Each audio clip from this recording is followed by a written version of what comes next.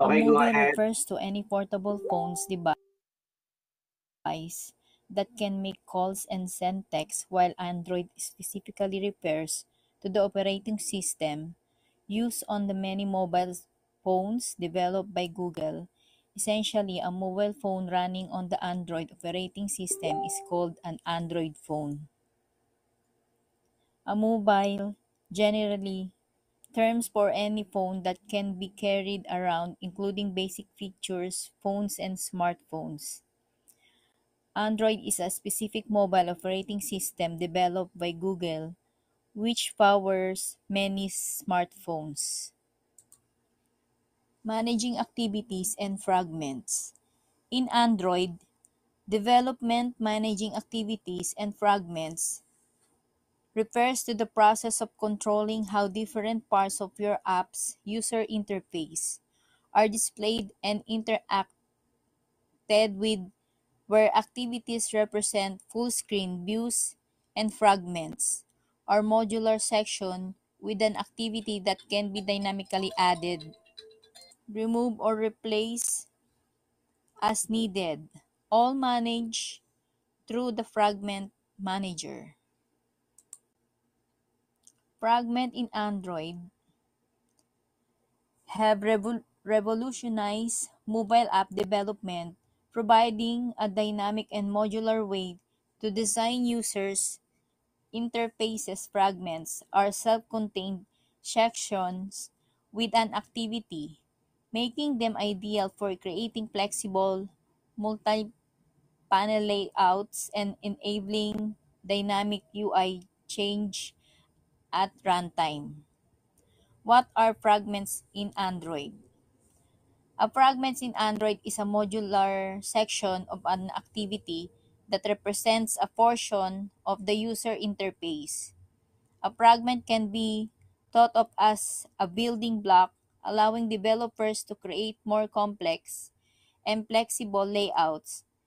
Each fragment has its own life cycle and methods that work in conjunction with inferent activity. This modularity makes fragments incredibly useful for applications that need to adapt to various screen sizes like headphones and tablets. Benefits of using fragments. Modularity. Fragments break down the UI into smaller reusable components, making the codes more manageable and easier to maintain. Number two is responsiveness. Fragments enable dynamic layouts that can adjust to different screen sizes, orientations, or device configuration, improving the overall user experience. Number three is reusability. Fragments can be reused across different activities, reducing redundancy and making the apps more efficient and scalable. Key points about managing activities and fragments. Fragment life cycle. Each fragment has its own life cycle, similar to an activity, allowing you to handle events like when a fragment is created, attached to an activity, visible on screen, or destroyed. Fragments transactions to manipulate fragments, adding, removing, replacing. You use a fragment transaction, which is a set of changes that can committed together within the fragments manager. Fragment container. Within an activity layout, you define a specific view where fragments will be displayed, known as a fragment container. Navigation components. For more complex navigation between activities and fragments, Android provides the navigation component, which helps manage navigation flows with a declarative approach. Define your fragments as classes extending fragments, implementing the necessary lifecycle methods and defining their layouts. Access Fragment Manager. Get a reference to the Fragment Manager using Get Support Fragment Manager from your activity. Perform transaction. Begin a transaction. Use Begin transaction to start a new transaction. Add, remove fragments. Use method like add, remove, place to manipulate fragments within the container. Commit changes. Call commit to apply the changes to the UI. Important considerations. Data communication. When fragments need to share data, you can either use the hosting activity as a mediator or leverage a view model to manage shared data across the lifecycle. Backstack management.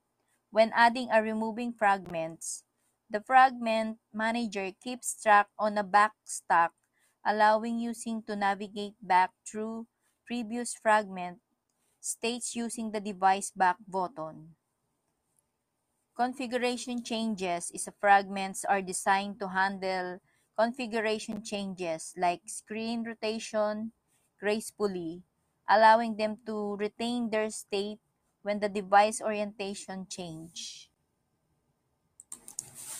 And the next Android is the difference between explicit intent and implicit intent.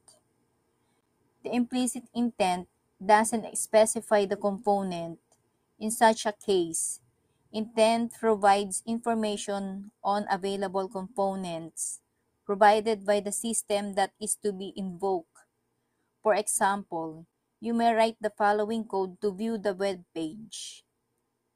In the image, no component is specified. Instead, an action is performed, i.e., a web page is going to be opened. As you type the name of your desired web page and click on the click button, your page is open. Explicit intent specifies the components in such a case. Intent provide the external class to be invoked. Using this intent, we can pass the data from one activity to another activity. In the example are the two activities, first activity, second activity. When you click on the Go to the other activity button in the first activity, then you move to the second activity. When you click on the Go to Home activity button in the second activity, then you move the first activity. This is getting done through explicit intent. So, yung sinasabi niya po dito is yung sa explicit intent. Example, yung malino tinutukoy yung pangalan ng activity na gusto mong buksan. Halimbawa, mula po dun sa first activity, tapos pupunta ka sa second activity. At mula sa second activity, babalik ka po doon sa first activity. So, ito po yung explicit intent. Thank you po and God bless po sa lahat ng nakinig.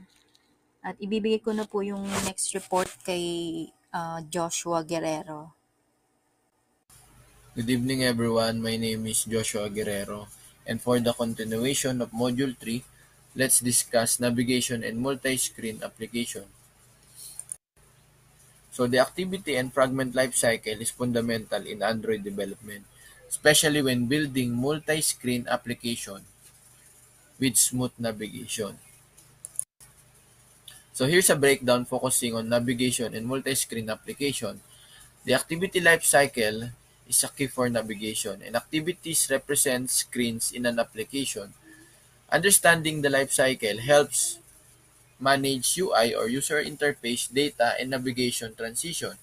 So, listed below is on create, meaning it initializes UI and resources. And on start, meaning the app is visible.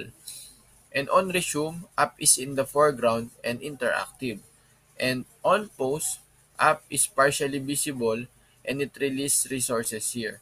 And on stop, meaning app is no longer visible. And on destroy, clean up resources. And on restart, it is called before on start if activity is restarting. So tip for navigation, first is use intent to navigate between activities and use start activity for result, deprecated or activity result launcher for data exchange. So fragment lifecycle for dynamic UI. Fragments allow modular user interface across multiple activities or within a single activity using Fragment Manager. So here, on attach, meaning fragment attached to the activity. And on create, it initialize resources. And when on create view, inflate the fragment layout. And on start, fragment becomes visible. And on resume, fragment is active. So on pause, the user interface interactions pause. And on stop, fragment not visible. And on destroy view, clean up view resources. And on destroy, it also clean up resources. And on detach, fragment detach from the activity. So tip for navigation, use Fragment Manager for fragment transactions. It includes replace, add, and remove. And use navigation component for easier declarative navigation. So here it is seen in the screen that how the navigation in multi-screen app. First is to activity-based navigation. It is suitable for distinct, independent screens and use intent for navigation. The Kotlin copy edit and below is the sample.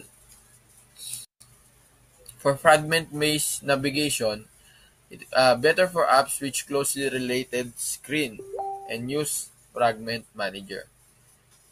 So next is the Jetpack navigation component, the recommended navigation component, and it is declarative navigation with nav host fragment and nav controller. It supports deep linking and back stack management. So here are the best practices for multi-screen navigation. First is use view model to share data between fragments. Then follow single activity architecture for consistency. Next is to leverage safe args for type safe argument passing. Then optimize back navigation with custom back handling logic.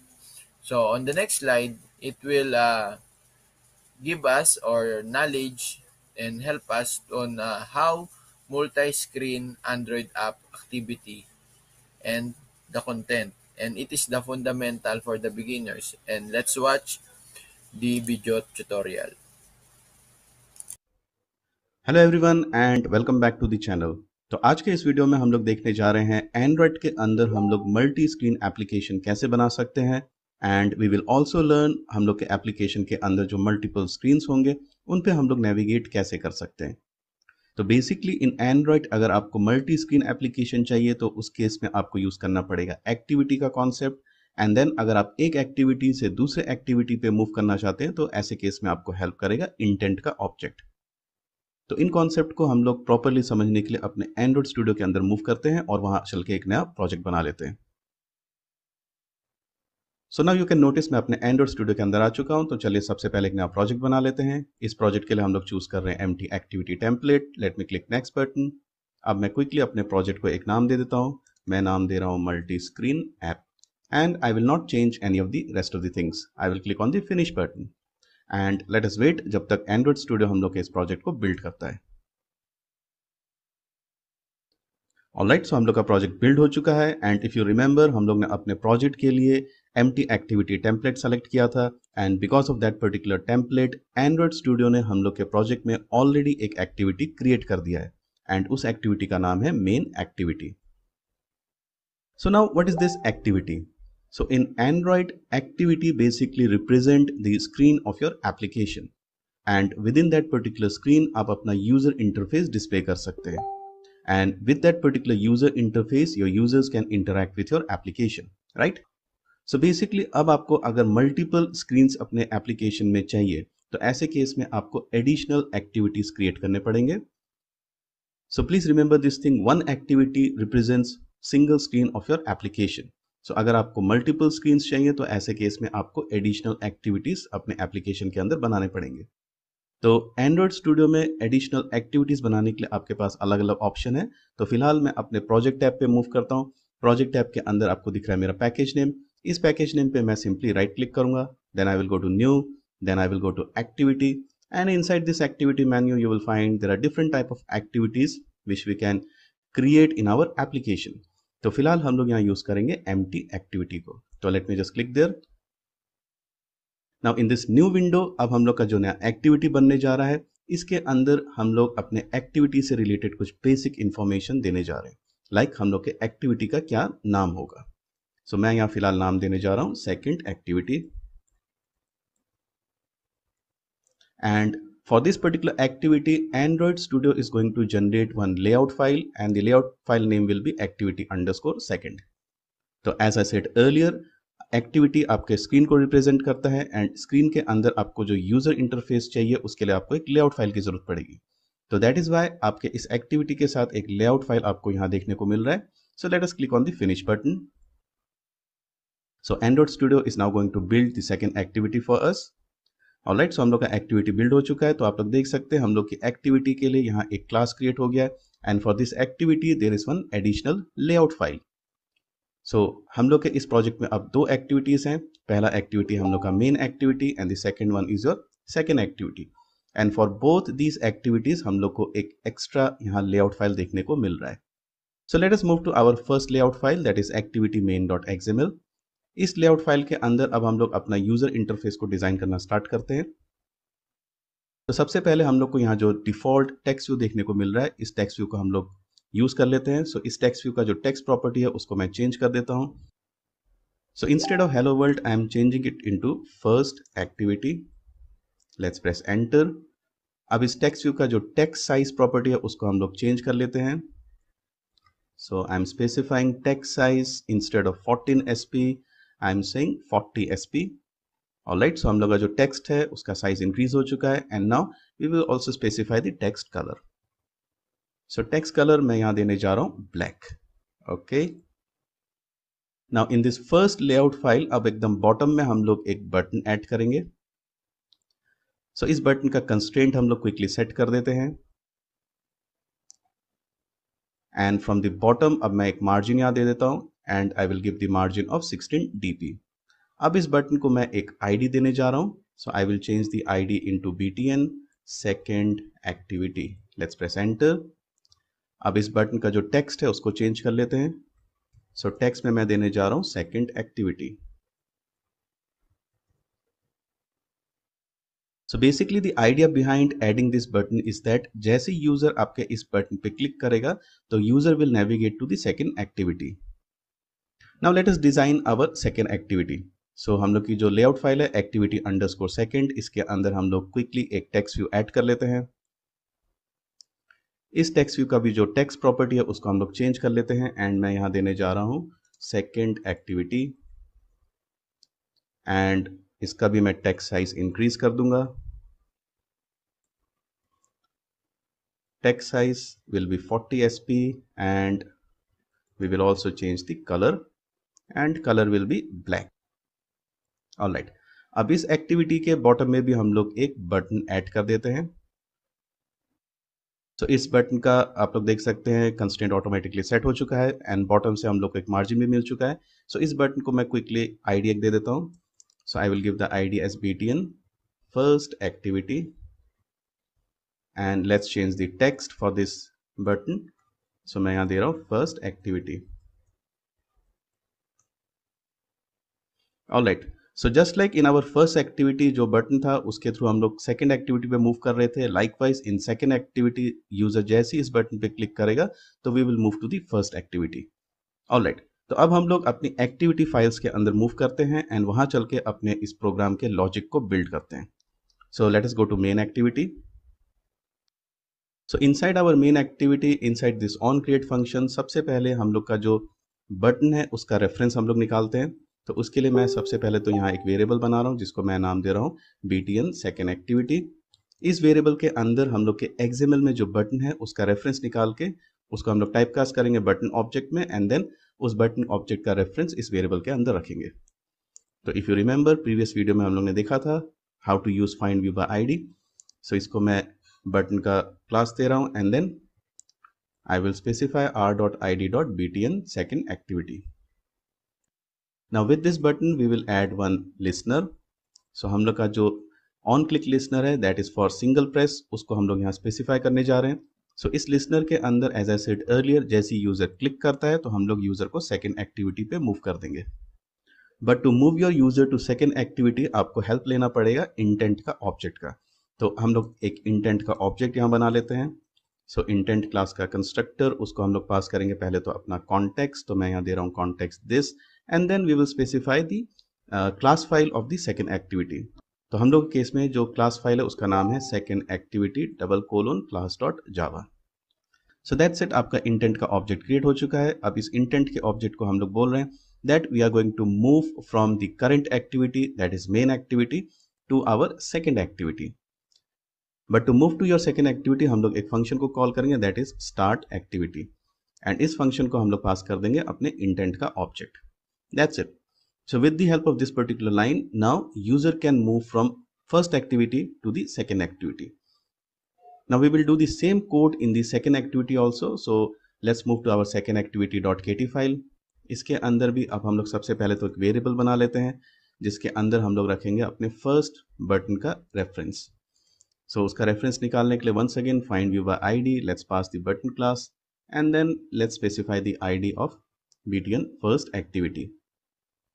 So as usual हम लोग का जो बटन है उसका रेफरेंस हम लोग निकाल के इस वेरिएबल के अंदर रख चुके हैं। अब इस वेरिएबल के साथ हम लोग सेट करेंगे अपना लिसनर, एंड इस लिसनर के अंदर once again हम लोग बनाने जा रहे हैं इंटेंट का ऑब्जेक्ट, एंड इंटेंट का ऑब्जेक्ट बनाने के लिए हम लोग यूज करेंगे इंटेंट क्लास का कंस्ट्रक्टर। उसको हम लोग पास कर रहे हैं current context that is the second activity, and then हम लोग को किस एक्टिविटी पे मूव करना है उस एक्टिविटी के क्लास का नाम।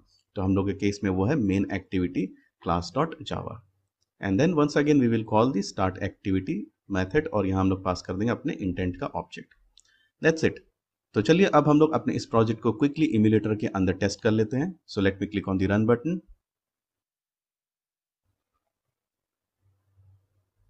ऑलराइट, सो हम लोग का एप्लीकेशन रन हो चुका है। सो यू कैन नोटिस हम लोग अभी फिलहाल अपने मेन एक्टिविटी पे हैं, एंड मेन एक्टिविटी के एकदम बॉटम में आप देख सकते हैं आपको एक बटन दिख रहा है। तो let me just press on the button.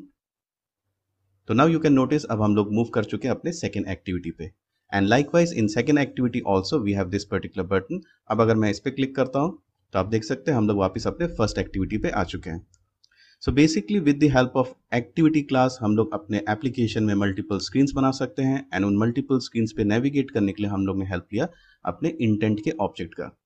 तो ये बेसिकली आपका एक ट्रेडिशनल अप्रोच है मल्टी स्क्रीन एप्लीकेशन बनाने के लिए, but in modern day basically हम लोग जो आर्किटेक्चर फॉलो करते हैं वो है आपका सिंगल एक्टिविटी एप्लीकेशन। तो इस चीज़ को हम लोग आने वाले वीडियो में कवर करेंगे, बट आज के इस वीडियो में हम लोग ने देखा कि कैसे हम लोग मल्टी स्क्रीन एप्लीकेशन बना सकते हैं एंड कैसे हम लोग नेविगेट कर सकते हैं। सो आज के इस वीडियो के लिए फिलहाल हम लोग इतना ही रखते हैं, एंड आई होप आप लोग को ये वीडियो पसंद आया होगा। So thank you very much to all of you for watching this video. And this ends my presentation. Thank you, everyone.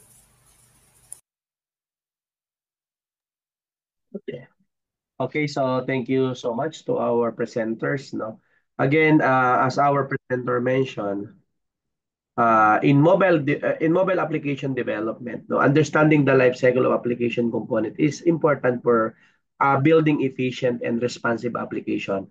The life cycle governs how an application component behaves from its creation to its destruction, no, managing resources efficiently and handling user interactions and ensuring a seamless user experience.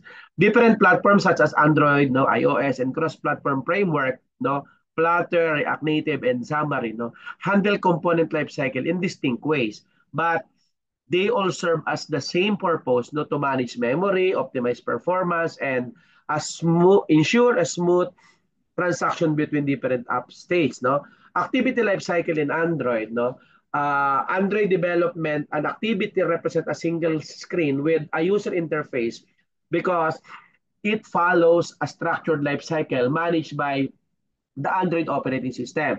So the activity life cycle consists of key stages, no, on create, on start, on resume, on pause, on stop, on restart, and on destroy. And these methods, no, are triggered automatically by the system to manage how an activity behaves when the users navigates through the app. Let's say, for example, no, when an activity is created, no, the on-create methods initialize the UI, loads data, and set up necessary components. When the activity becomes visible, on start and on resume are called, making it interactive. No? However, if another activity comes into focus, the current activity goes through on pause and on stop, suspending its execution. Uh, of course, as I mentioned, no, and but restating, no, or possibly retaining in its state, no. So if the user returns to the activity, no, on restart is triggered, resuming the interaction. So if the activity is no longer needed, on destroy is called freeing up resources. So again, as I mentioned earlier, no, on create, on start, on resume, on pause, on stop, on restart, and on destroy is an activity life cycle. And this will be the key stages. Fragment life cycle in Android. No? Apart from activities, syempre, fragments play an important in Android development by providing reusable user interface components within an activity. So fragment follows a different life cycle which include methods like on attach, on create view, no, on activity created, on start, on resume, on pause, on stop, on destroyed view, on destroy, and on detach. Unlike activities, fragments are closely tied to their parent activity, meaning they rely on the activity life cycle. So a fragment on create view is responsible for inflating its layout, while on destroy view ensures that UI elements are properly cleaned up when the fragment is removed. And this life cycle flexibility allows developers, no, to create dynamic and modular UI components that can be easily reused across different activities. Now, how about the view controller in lifecycle in iOS? Now, because we just not only focus, I just want to give you some inputs regarding the iOS, just not only Android. Now, in iOS development, especially for those who are using Apple or a cell phone, no? Or so activities are handled differently from through UI view controllers instead of activities and fragments. Each UI view controller represents a screen and follows a structured life cycle, beginning with view D or view DI load, no, which is triggered when the view is loaded into a memory. So as the user interacts with the screen, methods like view will appear, view disappear, view view il disappear, no, or view will disappear, and view did disappear. Nabubulol ako, no? Manage transition between screens when the view is no longer needed. It is delocated or deallocated, and the dinit method ensures that allocated resources can or properly spread. No? Unlike Android, where fragments are separate entities, iOS use child view controllers to create modular and reusable UI components within a parent view. Flutter lifecycle naman kapag cross-platform. Cross-platform development frameworks such as Flutter manage UI elements through widgets, no, instead of activities or view controllers. Stateful widgets have a life cycle that determines how they interact with users' inputs in system events. The key life cycle methods in Flutter Inside, no, in its state, change dependencies, or build, no, this update widget, deactivate and dispose, because in its state is called when the widget is first created, allowing developers to initiate state variables, no? And the build method is responsible for rendering the UI, and it may be triggered multiple times during a widget lifecycle. So, if a widget is removed from the widget tree, deactivate and dispose, handle resource cleanup, ensuring smooth memory management. Unlike native Android and iOS lifecycle, Flutter lifecycle entirely controlled with a Dart runtime environment, allowing consistent behaviors across platforms. Now, the key difference in lifecycle management, no? Each platform handles lifecycle management differently based on its architecture. So Android lifecycle is more event-driven, requiring explicit management of activity and fragment state. So iOS naman po follows a more streamlined approach where view controllers are managed using automatic memory deallocation. So in cross-platform frameworks, Flutter follows a declare UI model where widgets revealed when state changes, while React Native relies on JavaScript-based lifecycle methods. Xamarin, being a hybrid approach, mimics the native Android and iOS lifecycle but provide abstractions layer to simplify development. So, what will be the importance of lifecycle management in mobile development? Again, understanding lifecycle management is essential for handling UI updates, no, managing resources, and ensure smooth app performance. Let's say, for example, developers must be cautious about memory leaks, no, such as failing to release event listeners or network connections when a component is destroyed. Additionally, lifecycle events are crucial for handling background tasks, such as saving user progress when an activity is paused or preserving application state when switching between screens. So, optimizing lifecycle methods can also improve battery efficiency, as necessary computations can be paused when an app is not actively in use. To sum up, in mobile development, mastering lifecycle management is a key to building robust, efficient, and scalable applications. So, Android activity and fragment lifecycles, iOS view controller lifecycle, and cross-platform frameworks like Flutter, React Native, and Xamarin all offer different approaches to handling component state. So while native platforms provide direct control over lifecycle events, cross-platform framework introduce abstraction layers to simplify development. Regardless of the platform, again, you as developers must ensure proper memory management, optimize UI rendering, and handle user interaction seamlessly to deliver a high-quality mobile experience. Okay? So I think that's it for this topic.